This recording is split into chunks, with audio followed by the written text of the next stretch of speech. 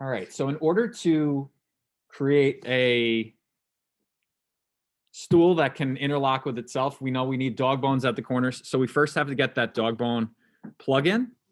And if you just go into Google and type Fusion 360, and I'm going to type dog bone. Now, there's some that are in the Autodesk App Store. This nifty dog bone's pretty good, but after 60 days, you have to pay for it. So there's some open source ones. We're going to look at this one on GitHub. And all you have to do here is download, whether it's for Windows, you can click here, or in our case, for our computers, we've installed Fusion 360 directly from Autodesk. That's what AD stands for. So you just click this self-extracting file. It will download to your computer. And once it's downloaded, the next time you open Fusion 360, at the top on your toolbar, you'll see this little dog bone icon right in the toolbar. So we're ready to put some dog bones on the stool. Just click that tool and you'll get a dialog box that pops up on the right side. First thing you have to do is select the face. That just means the face that you're going to be cutting from. So it's, in this case, the flat side of the plywood. So if I do the top of the stool first, I click on here. I'm going to zoom in so you can see. It's actually based on me just clicking on it. It's identifying any places where it thinks a dog bone would be needed. Now, right here, it says dog bone edges. We have 15 of them. Now, you might say 15. There's 4 rectangles. Each rectangle has 4 corners, so that should be 16. But in our last tutorial, we set up a dog bone corner. Like, we put it in our sketch. We did it manually, so that one corner doesn't need it. So we have 15 of them, and you can see the 15 by these blue lines. Now, if you click on that dog bone edges, you can always remove some of these. In some cases, you'll see I'm going to not want to do every single edge. But in this case, all of these edges need it. So I want all 15 of those selected. And the tool diameter, it's default to 1/4 inch. But we actually have in our design a parametric entry called, I think you guys called it N mil diameter. So you just type in N mil diameter. And then no offset. But mode, we're going to keep it as parametric mode, right? Because we want it to be that when we change dimensions, all those holes move with it. So just leave that as parametric, and I hit OK. And hopefully, if all goes well, you end up with a dog bone on each side.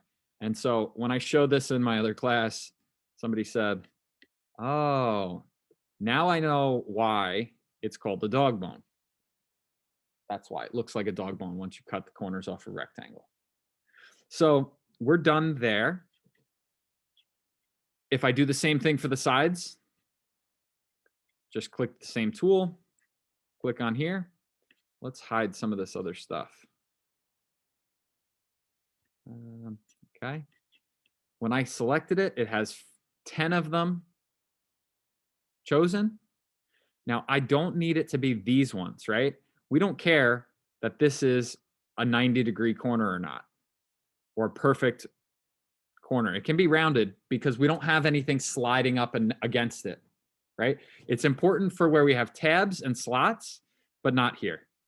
So I'm actually going to remove that. I just click on there to remove it, just showing you that you don't have to use all of these. And then just hit OK. And so this program ends up being a little glitchy sometimes. Look up top. None of these came out. I only got one down here. So there's 2 things going on. First off, this is built by people. It's open source. So it's not going to be completely perfect without any bugs. I'm not sure why it only did one.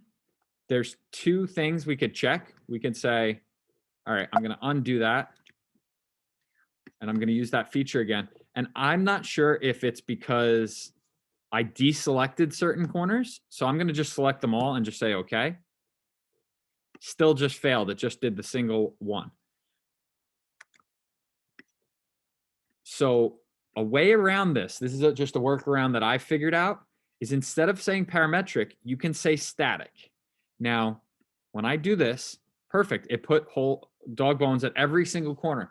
The problem is that if I adjust anything in the parametric design, so let's say stool height or something like that, I think most likely these holes are gonna get all out of place.